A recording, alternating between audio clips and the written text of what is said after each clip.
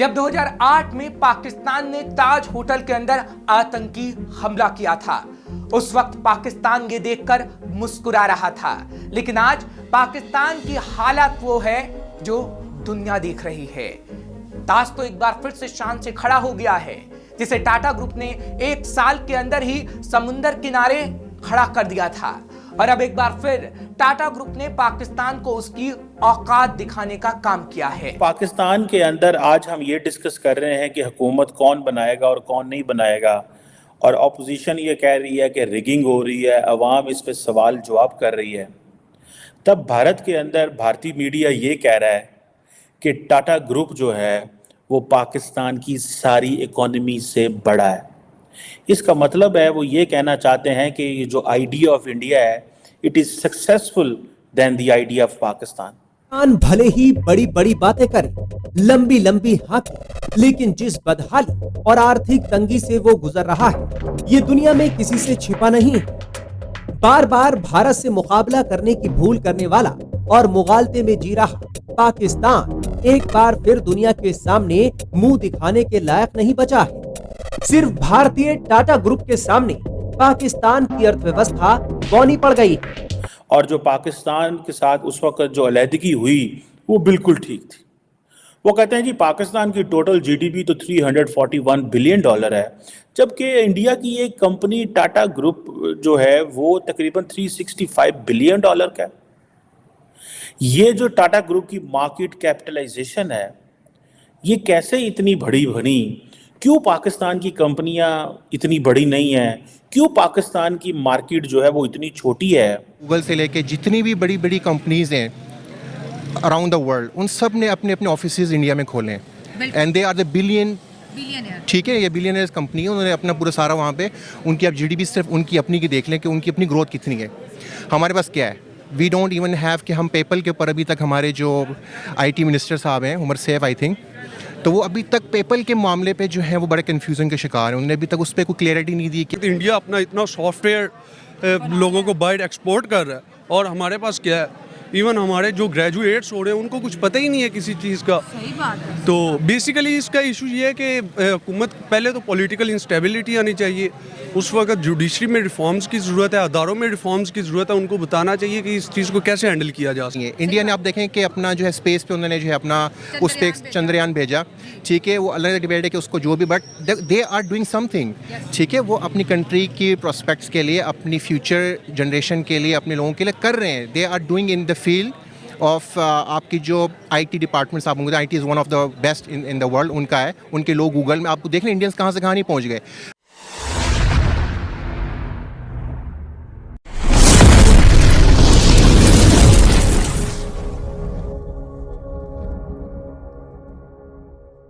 Where we stand today, manufacturing और साथ साथ आई थिंक उनका जो आईटी सेक्टर है वो इस तरह बूम हुआ है। वो क्यों है? जब तक आपने अपने स्टूडेंट्स, अपने आने वाली नस्लों पे इन्वेस्ट नहीं करना, तो you are going to gain nothing, आपको कुछ भी नहीं मिलेगा।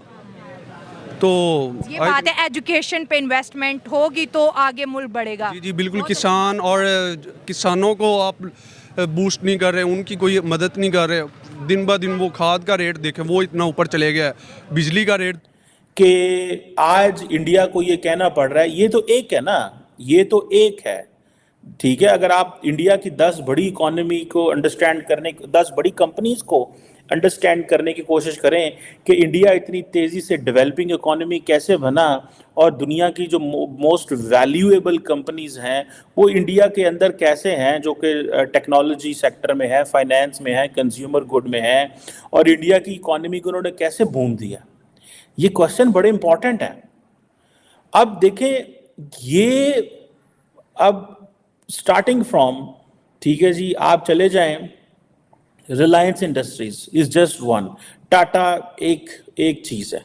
रिलायंस इंडस्ट्रीज जो है एक दैट इज अनदर, जिसे वो कहते हैं ना, कॉन्ग्लोमरेट है, जिसके अंदर लार्जेस्ट कंपनी है इंडिया की मार्केट कैप के हवाले से। पेट्रोकेमिकल्स को देखती है, टेक्सटाइल को देखती है, एनर्जी को देखती है, नेचुरल रिसोर्सेज को, रिटेल को, टेलीकम्युनिकेशन को, भाई क्या क्या नहीं देखती वो।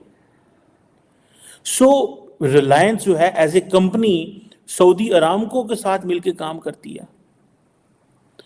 सऊदी अरामको के साथ हम सऊदी अरामको को रिक्वेस्ट करते हैं कि भाई आओ पाकिस्तान के अंदर और आके थोड़ी बहुत आके इन्वेस्टमेंट कर जाओ। वो कहते हैं सॉरी भाई, हम आपके मुल्क में आके पैसा नहीं लगाएंगे, हमें पता ही नहीं आपके मुल्क में होगा क्या। लेने को कह दिया था। लोग कहते हैं कि भाई तुम टाटा या बाटा की औलाद नहीं हो। जी हाँ, ये पाकिस्तान में बहुत आम कहा जाता है।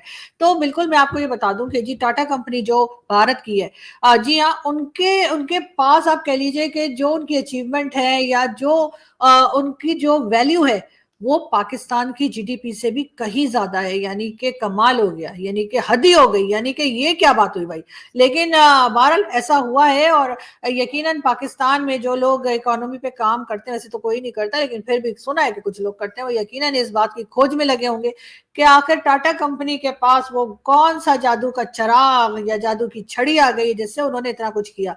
उसके लिए यकीनन बहुत मेहनत की होगी, बहुत प्लानिंग की होगी, बहुत अच्छे तरीके से इकोनॉमी को लेके चले होंगे, तभी अचीवमेंट आई है। लेकिन बहरहाल पाकिस्तान में ये खबर जो है वो पूरे में हर तरफ बात की जा रही है, फैल चुकी है और लोग बार बार एक दूसरे को ना सिर्फ बता रहे हैं बल्कि मीडिया तक में ये बात डिस्कस की जा रही है कि भारत की टाटा कंपनी की वैल्यू जो है वो पाकिस्तान की पूरी कंट्री की जीडीपी से भी ज्यादा है। अब जो इंडियन मीडिया इसको हाईलाइट कर रहा है कि भाई टाटा जो है it is bigger than the entire the GDP of the country. In reality क्या कह रहे हैं वो? अगर इसको आप समझने की कोशिश करें तो आपको वो सीधा सीधा कह रहे हैं that the idea of Pakistan has failed although it has not failed. ठीक है, लेकिन उनका पैगाम तो यही, आपको सीधा वही पैगाम दे रहे हैं कि भाई देखो हमने अपने मुल्क को कामयाब करा लिया है, अब आपका और हमारा कंपटीशन कोई नहीं है। This is what they are saying. ठीक है जी, ठीक है, वो कह रहे हैं कि भाई हमारा वो कोई कंपटीशन नहीं है। और जो टाटा ग्रुप है, ठीक है जी, अगर इसी को सिर्फ देख लिया जाए, टाटा मोटर्स है एंड रेंट है, टाटा मोटर्स एंड रेंट है, उसके बाद टाटा पावर है, फिर उसके बाद टीसीएस है, जिसे कहेंगे ना ये टाटा टेक्नोलॉजीज है, और ये इनकी वेल्थ कैसे जनरेट हुई है। फिर इनकी होटल चेन्स हैं, Tata investment corporation, automobile corporation of Goa, पता नहीं, मैं देख रहा था इनकी लिस्ट है पूरी, जिससे ये पता चलता है कि ये तो भाई क्या है और क्या नहीं है। उधर वो कहते हैं जी हमारा इकोनॉमी साइज तो 3.7 ट्रिलियन डॉलर है, आपके पास क्या है, आप तो अभी नई हुकूमत आने वाली है, आप तो आईएमएफ के पास चले जाएंगे, जाके आप वहाँ पे लोन्स वगैरह ले लेंगे और आपने क्या करना है, और कहेंगे और अपनी सॉवरेनिटी जो है वो जिसे बोलते हैं इंजर्ड सॉवरेनिटी, इसको इंजर्ड सॉवरेनिटी बोलते हैं, जो हमारी सॉवरेनिटी है, जो हमारी कंडीशन है ना, this is an injured sovereignty. ठीक है जनाब। सो ये जो क्वेश्चन है कि हम 3.7 ट्रिलियन डॉलर की इकोनॉमी में पहुंच गए हैं और पाकिस्तान जो है वो एक और वो that is not just 3.7 trillion dollar of the GDP. वो कहते हैं जी हम तो थर्ड लार्जेस्ट इकोनॉमी बन जाए ना 2028 ये 4।